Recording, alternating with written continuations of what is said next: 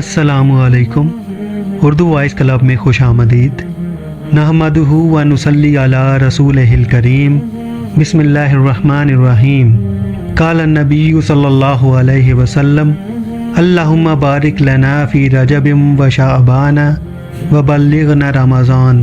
नबी अकरम सल्लल्लाहु अलैहि वसल्लम ने फरमाया, ए अल्लाह, हमें रजब और शबान में बरकत अता फरमा और हमें रमज़ान तक पहुँचा दे। रमज़ानुल मुबारक की अहमियत का अंदाज़ा इस बात से बखूबी होता है कि इस मुबारक महीने की तैयारी नबी अकरम सल्लल्लाहु अलैहि वसल्लम शाबान ही से शुरू कर दिया करते थे और लोगों को भी इसकी ताकीद फरमाया करते थे।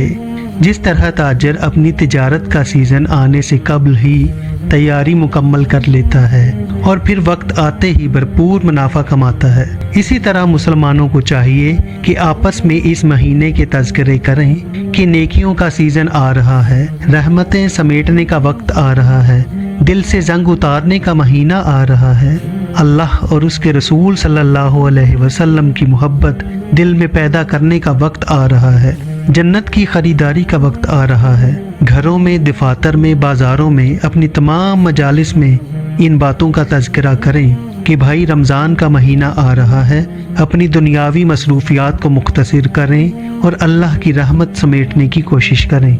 रमज़ानुल मुबारक का शायान शान इस्तकबाल करने के लिए शाबान ही से ज़हन व दिल को तैयार कीजिए और रमज़ान में इबादत में खुसूसी शगुफ पैदा करने के लिए पहले से वक्त को फारिग करने की कोशिश कीजिए। ये बहुत मुबारक और कीमती महीना है।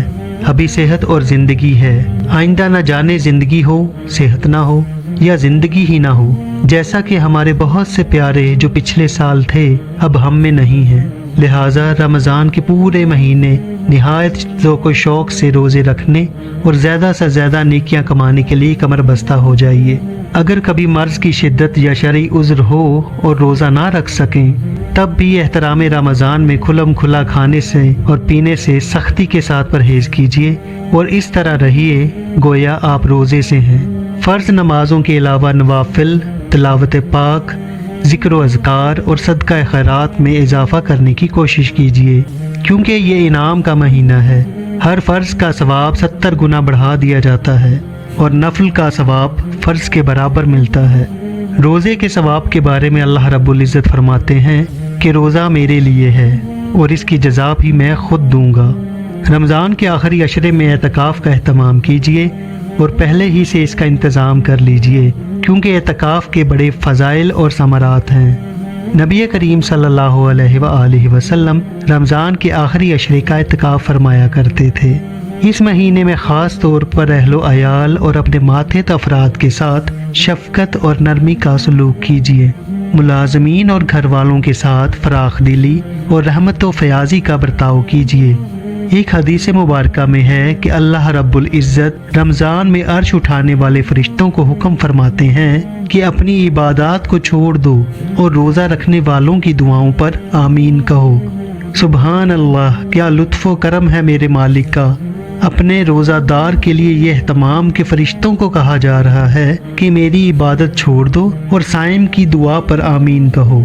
ये तो अता और बख्शिश का बहाना है, क्योंकि अल्लाह अपने बंदों से बहुत मोहब्बत फरमाते हैं।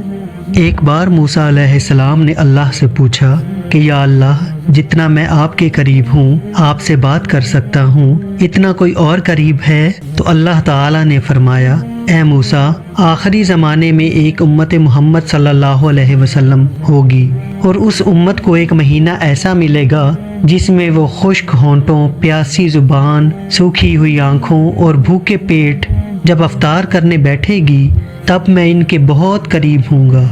मूसा, तुम्हारे और मेरे दरमियान 70 पर्दों का फासला है, लेकिन अफ्तार के वक्त उस उम्मत और मेरे दरमियान एक पर्दे का फासला भी नहीं होगा और जो दुआ वो मांगेंगे उसे कबूल करना मेरी जिम्मेदारी होगी। अगर मेरे बंदों को मालूम होता कि रमज़ान क्या है तो सब तमन्ना करते कि काश पूरा साल रमज़ान ही हो। उम्मीद है वीडियो आपको पसंद आई होगी। मज़ीद अच्छी वीडियोस के लिए लाइक, शेयर और सब्सक्राइब ज़रूर कीजिएगा। अपना और अपने चाहने वालों का ख्याल रखिएगा। अल्लाह हाफिज़।